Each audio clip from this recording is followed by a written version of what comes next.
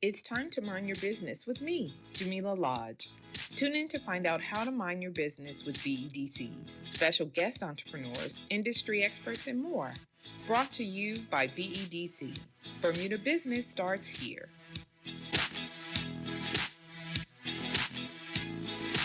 Welcome to Mind Your Business again. Thank you, Jay.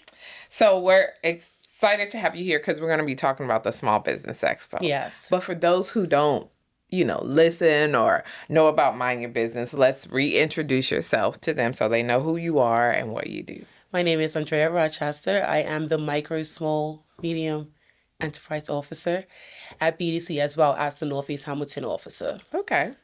And so we're going to talk about the Small Business Expo. And I'll say this is your brainchild. Yes. And this is the fourth year. Yes. Running. But why is the Small Business Expo so important? The Small Business Expo is very important. As I've said before, it's like a house of everything entrepreneurship in one place. Okay. Normally people's like, where do I go to do this? And you have to go to multiple places at once. But this is the one day where you can speak to everybody at the same time. Okay. And when you say everybody, who does that include? That includes marketers, lawyers, bankers, insurance, wellness, telecommunications, all different industries. Okay. So why do you think it's important to create a space like this for entrepreneurs? If you're starting a business, yes, you have to go to all these different places, but why do you think it's helpful to have it all kind of in one place? I say this all the time, so people's probably bored of hearing it, but, New Year's resolutions, people are looking to start businesses, have ideas, looking to grow or scale. So this is the place where you can literally, January is long. We don't really want to talk about it. We're broke, we're tired. So February, first week in February, start fresh to talk to these people to grow your businesses and learn more information, as well as network with people, because you never know who may be in the room or who you're talking to. You might find your next marketer. You might find your next legal person, or you might find, okay, this is the person I want to use for my payment process. And so just having access to all these people at once, I feel is beneficial to any entrepreneur, anyone who's just interested in business. Okay. So in terms of who should be attending, who would you say? Because, of course, those who have businesses, it makes sense. But what would you say to anyone else? I think the expo is really for everybody, like children that may be interested in entrepreneurship, teachers that teach business. I feel like this is also a place that they should be to learn for their students, as well as entrepreneurs, seasoned, new, all entrepreneurs should be at the expo. I mean, to be honest, it is an opportunity to network, right? And I know that when we do different events, we do feedback surveys, and we always see people say more opportunities to network and all that. So I think this is one of those opportunities to actually do that. Now, one of the things, this is 4 years in running, and it seems like every year you include something new or something different. Yes. So talk to me a little bit about what is new and different this time around. So this year, thankful to BEDC and having professional development, obviously I've seen different things. So I've been able to experience an expo. And then last year I was able to experience Invest Fest, which just like threw my brain all over the place. So we was at Invest Fest, you had the sessions going. And when you didn't have a session, you was able to go into the vendor village and shop and learn and talk to entrepreneurs. So I was like, why can't we do this too? Like, why can't we have a vendor market and the expo going at the same time? So this year I decided to add a vendors village to the expo. Okay. And so what is a vendor village? What's in there? What should we expect? So in the vendors village, it's full of retail vendors. And then it has a DJ, so it has a vibe. And then you have a food village as well. All right. So just creating a space where people don't have to leave. Right. They can literally stay there all day if they wanted to, or come and go as they please. So in terms of the timing, what are we looking at?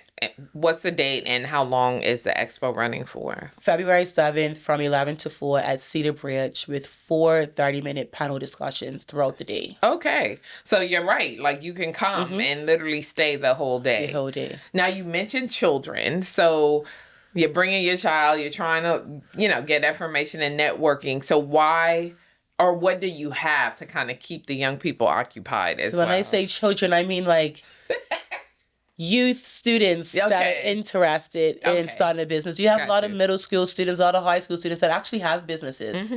Like I talk to a lot of my daughter's friends about their businesses. I'm like, maybe you should come to the expo because children have to learn how to network. If you're going to have a business, you have to learn how to network. So just giving your child that opportunity to learn how to move in these rooms. Okay. All right. I got it. I was like, all right, do we have like a... Like, no, don't come with some child running, no. Okay. So now you mentioned the 30-minute kind of information sessions. Talk to me before we talk about the details of those sessions. Why do you think it's important to have that kind of educational component included in the expo?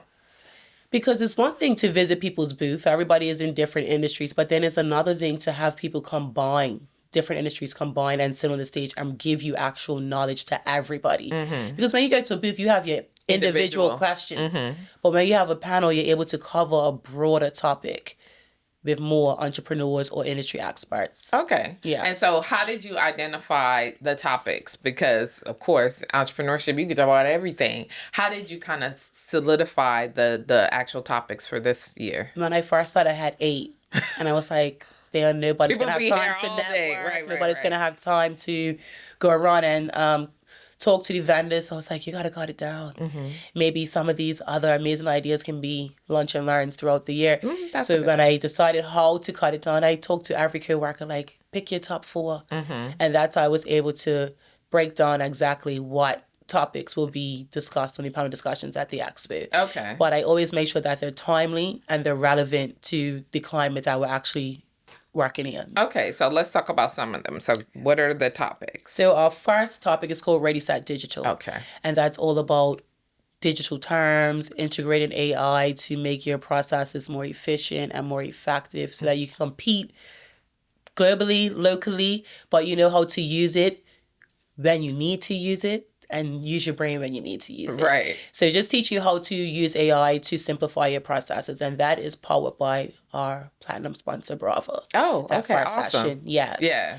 And then our second session is pass the torch, keep the flame. A lot of people always coming to me about how do you sell a business? And they really don't know. People just throw a price at something and that's what it is. This is the amount of money I need right now. So I'm just going to start my business for that. So that session is around succession planning. How do you pass the torch and keep the flame? How do you do that from a legal perspective, an accounting perspective, and then an entrepreneur who's actually sold and bought businesses? Okay, so you have like a wide variety of representation on the panel so they can speak from their own experience. That's good. And then the third session is stop leaving money on the table. Because as entrepreneurs, we don't realize it, but we leave money on the table in various different ways. Whether it's a vendor who don't take cards. That's true. Or a that business struggle is real. who don't have a website. So we leave money on the table in different ways, or we price on mentality and not based on the actual facts of how much did it actually take you to sell that product versus just saying, I'm going to sell it for $15. I bought it for $7.50 and sounds good. Right. But you haven't accounted for all the other things that it took for you to get it from picking it up and selling it, or your service and your time. So just making sure that you are making the best or fullest revenue that you can make and not cutting yourself short. And like I said, sometimes they just really don't know. Right. So that's an interactive workshop. Okay. And then the last one is called Once Upon a Brand. So it's about mastering storytelling. Today, people buy into how you make them feel. You can have not so great product, but if you can convince me that it's great just by how you market, then I'm automatically inclined to feel like I want to purchase it. People overlook how important marketing is. And I get it. You can wake up with the intention, I am going to post today. And then most entrepreneurs have a full-time job, so your whole day goes by. You're knocking off at 5 o'clock. You got to go home, cook dinner, post it, I'll do it tomorrow. And then it just repeats. And that's when you go on Instagram and last post 2022, right? So just keeping your social media active so that people know that you're still in business, where they can find you, and just how you're presenting your product or service to your potential customers. I think it's good that you have these sessions, and it's also good that you have service providers in the room, because like once you go to the session, you're like, yeah, right, I do that. I don't post as frequently as I need to, but maybe you need support. Yep. You know what I mean? That's just it. Entrepreneurs, we're good at something. Some of us just happen to be great at a lot of things. But if you just know how to make the money, like research and product and provide your service, and you can't do your accounts, you can't do your marketing, you can't stay on top of paying your payroll, we're looking at it as we don't want to pay anybody to do that. Do you think it has something, because especially for those who are starting up, right? And you're counting all your pennies, you're trying to stretch them as much as you can. But in reality, sometimes what they say, it takes money to make money. You got to spend some. You got to spend some. You got to pay to play, essentially. Yeah. And it's hard because you're like, gosh, I don't even know how much money I'm going to make. You're talking about I'm going to pay you to post for me. I'm going to pay you to keep my accounts relevant. It sounds like a lot in the bigger scheme of things, but it allows you a little bit more freedom to go and make the money when you have people behind you. And sometimes it's not even about paying people to do this. If you network, you might find someone, I need someone to market. Okay, well, I'm good at this, so you can do this for me and I can do that for you. Bartering, right? So it's all about just making those connections and creating your community. And essentially, that's just what I want to do. I just want to create a space where people can use that room to the fullest advantage. Yeah. And I think when it comes to networking, sometimes people are like, okay, firstly, I don't like talking to people, right? Yeah. I don't want to I don't want to talk to you. It's uncomfortable. But I think one of the ways, and you could talk a little bit about this from your own personal experience, is giving yourself, for lack of a better word, like a to-do list, right? Yeah. So if I know that I need a marketer, right? I'm going to give myself a guideline and be like, you need to speak to at least 2 people that can do this. You need to get contact information for this, you know what I mean? So that when you go, you have like a clear idea of what you're going to do. And then once I think you get into it, you kind of get more comfortable. Yeah. And if you're having a good time, then it's less of a like chore. Yes. What do you think? What's been your experience? Networking is not for everybody. Yeah. When you hear that word, you're like, okay, if it starts at 6, I'll come at 7. Right. Like, you know, but networking opens doors that some other things just absolutely cannot. Yeah. So as much as it seems like I don't want to talk to anybody, that one person that you don't feel like talking to can possibly change your life. Or tell you how to change your life. Right. So as much as it's like, no, it's something that every entrepreneur has to do. If you're going to be an entrepreneur, you have to network. And if you're not willing to network, then maybe it just doesn't make sense to be an entrepreneur because you can't keep everything so close. That's what we try to do as Bermudans. I don't want anybody to know because if I tell her, it's just going to steal my idea. And I'm not saying to not protect yourself, but you have to be willing to share. Right. In the right places at the right time. Right. Yes. And I feel like the Expo is the right place and the right time to be vulnerable, to share. And you can literally go up to a booth and ask that question one-on-one. Right. No judgment. Hey. Yeah. So I feel like this is really the place for people to step outside of the comfort zone and just try something different. Right. And I think everybody's going there with the same goal, right? The same intention. The people at the booths are there because they want business. Yes. They want to meet you. They want to service you. They want to help you. And then the other people are like-minded individuals. So mostly they're going to be people who have businesses or want to start businesses. So you're already kind of leveling the playing field, right? You're with your people or with your tribe, for lack of a better word. So what in your kind of wildest dreams, what do you hope that people who attend the expo leave with? I would just hope that they leave empowered. Like, leave with an action plan. Like, you came here to learn. Okay, I learned. I talk to people. I have work to do. Like, that would be my greatest thing. I have work to do. You should have a to-do list that's like, okay, but guess what?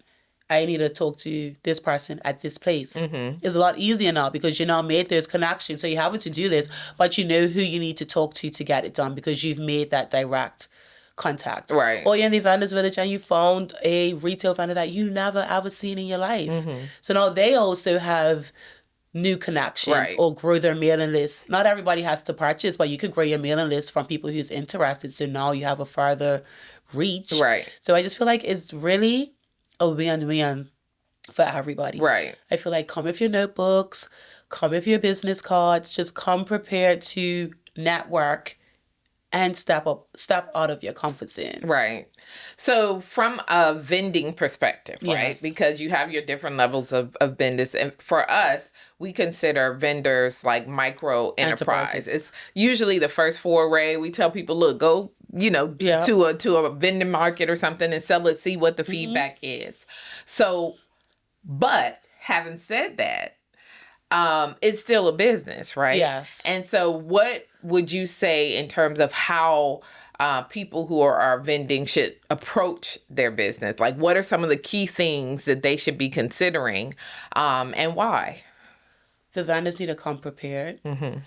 And it's crazy because a lot of vendors that have signed up for the Vendors Village have never done this before. Really? Like, they're like, I need to bring a table and chairs. Right. And how do I set up my booth? And I'm like, this is solely however you want to present yourself. Mm-hmm.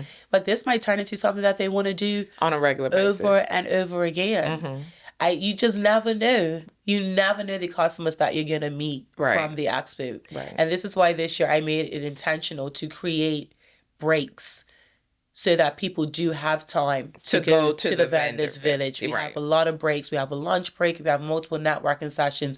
So the vendors have a lot of people who they can reach in that one day. Yeah. Okay. I think that it's interesting that a lot of the vendors that you have in the village are like first-time vendors. But it's exciting because that means that people are still considering entrepreneurship. Yes. They're considering how they can earn additional income on the side in addition to whatever they're doing on a full-time basis. But I think ultimately for us at BEDC, we would love to see vendors transition, through the whole life cycle of business, getting your own, whether it's online or whatever the case may be. And I think being in this kind of expo space encourages that. Yep. And I'm on a little vendor hunt at the moment. Okay. So I feel like this is the perfect opportunity to see and talk to vendors and help them to know how can I grow. Because it's the first time, right? Mm-hmm. So we're here to help you. You might do it and say, look, this is just not for me. I'm never doing this again. And that's fine.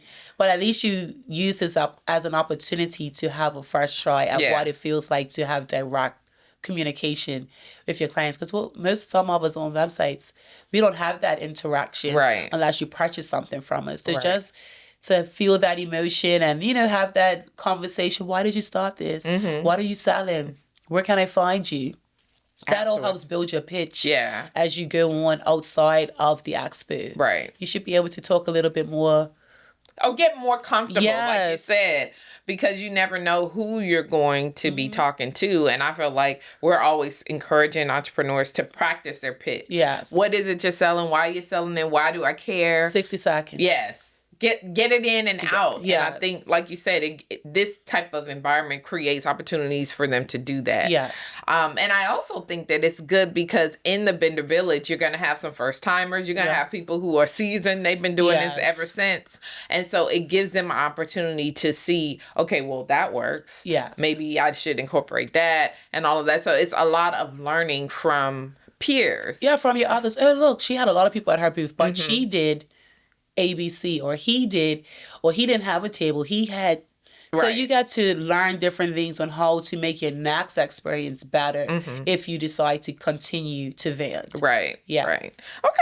So I know where this is the show for, but I know that you're doing your vending academy. So let's put a plug in there because I think there's an opportunity for those who participate in this event to also apply to be part of that. So you want to talk a little bit about that? Vending Academy, another baby of mine, and only again grateful to BEDC to have these professional development opportunities to actually experience what vending market looks like when it's done to a higher scale. Right. And that made me realize that in Bermuda, we don't really operate vendors to the highest potential. Just because it's a outside location or wherever you may be doesn't mean that you can operate like you have a storefront. Because essentially that's what vending is. That is your temporary storefront. But I don't really want to see your blue tent. Right. And I don't want to come and you don't take cards. And I don't want to come and you're sitting behind your desk and think that I'm supposed to talk to you when I'm trying to give you my money. Right. So I said, I think it's time to create a course that can now have vendors looking at it as an experience versus just a pop-up. Make it a pop-up experience. So I sat there and I'm like, what do vendors need to know? So how to communicate. We need to have a session on how to communicate. We need to have a session on location. What locations really work for you? Where should you be? Do you really need to be at Harbor Nights? Is that for your brand? Or do you need to be at a beach? Or however it goes, just identifying these proper opportunities. So I have that called the perfect match. Okay. And then also we have a session called Dollars and Cents. And we have 2 sessions because that's how important it is. So one is about cash flow, pricing, and then one is about managing debt. Okay. Because sometimes we just feel like we want all this stock. But managing your inventory, do you really need a restock? Do you need to have a sale? So that's what Dollars and Cents would be about. And then we have a session called Beyond the Rock. So how to think about taking it from just being a pop-up experience to actually thinking about selling your products away. Okay. And then we also have an interactive session where you would actually set up your stations as if you was at a vending market. Okay. And then I'll have a person that's into interior designs and decor come in and actually give you positive feedback on how you can change your store. And in that same session, we have a social media expert that's going to come in and show you how to be taking content when you're doing these things. Okay. That's missed content. You just be setting up your store, not even knowing like this is probably something that somebody wants to see. So just walking you through all these steps and then ending with a final vendor market. Oh, okay. Where secret judges will go around and other vendors would be included as well. And judges will go around and judge you off of everything that I've taught you in the past 7 weeks to come up with a winner who's going to win such great prizes.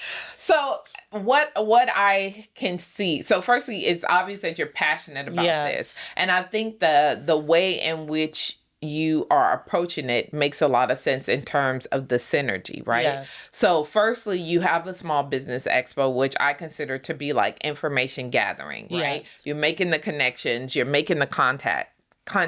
And in addition, you're creating opportunities for people who may be just starting out to experience what it's like to have a business, to have a vending booth, to have and interact with people. And then following that, you have, okay, now you like it. Now you see what it's about. Now, how can we help you to make sure that this is something that is going to bring you what you want, which is the money and the clients. And that's where the Vending Academy comes in. Yes. And that's taking place. It's in March, right? It starts in March. Okay. I want to say the 17th. And it goes to April 28th. And then the final vending market, which is called Setting the Stage, will happen on May 16th. Okay. So just in time for 24th of May? Just in time. Just a pre-Bermuda Day market. And it's like, this is perfect timing. Like you end April 28th and you have all the way to May 16th to actually prepare yourself and make sure that you are really putting in what you have learned to make that May 16th market your best market yet. Right. And I think for the person who may be interested and who is going to attend, it gives them enough time. It gives them access to the information. It gives them practical kind of hands-on experience so that as they look to grow their business or whatever, they have the tools that they need to actually do that. Yes. So it makes a lot of sense. And when I be reaching out to like the presenters, they're like, oh my God, this is perfect. We've been waiting for this. We would love to do this. So it's been complete buy-in from everybody that I've reached out to.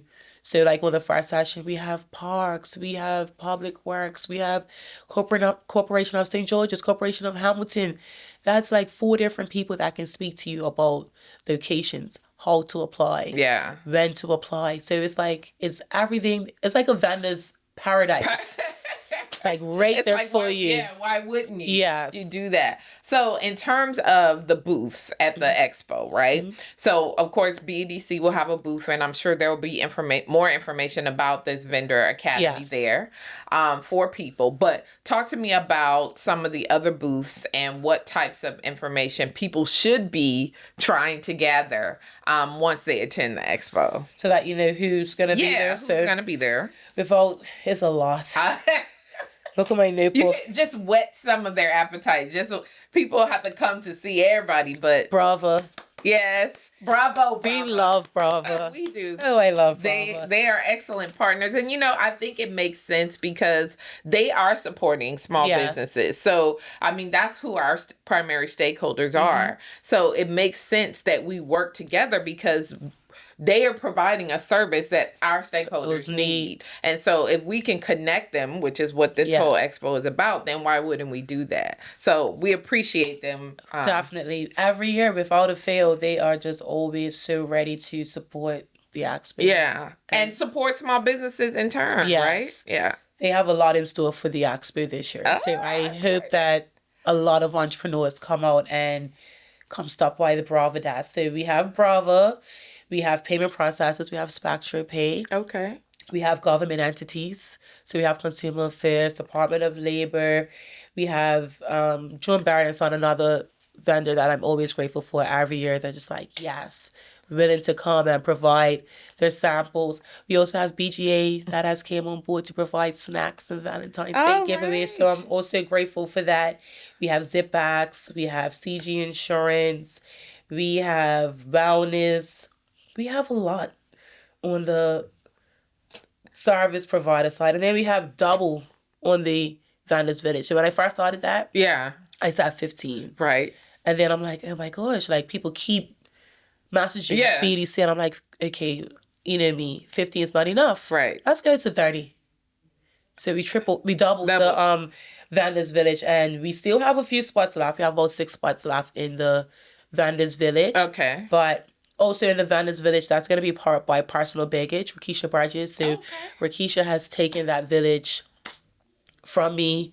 She's doing all the on-the-day operations, all the placements. So she's a vending guru. Yes. She has been doing this with Dutch Pops for time, and now she started Personal Baggage. So she's going to do all the on-the-day planning of the village. So I'm grateful to Rakisha. So we have Suave Streetwear, Strange Bird, Dutch Pops, Personal Baggage, T-Bar, Neuro Inclusive Essentials.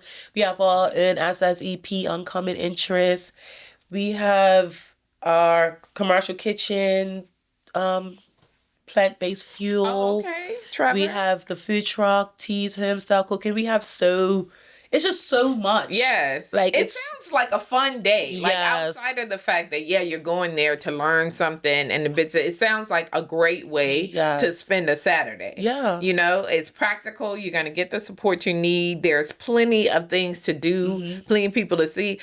People like a little giveaway. Exactly. It's an expo. So that's why we encourage people to go on our website and register. Yeah. It's not that you can't come if you don't register, but we just like to know so that how many people so that all our vendors, especially in the service provider hall, have enough giveaways to give out, right? So that's why we just like to know how much people in advance, because it is free. It's free, so it's just kind of RSVP, if you will. But even if you don't, you can still show up, and you do not have to show up from 11 to 4. Right. If you do, we love you.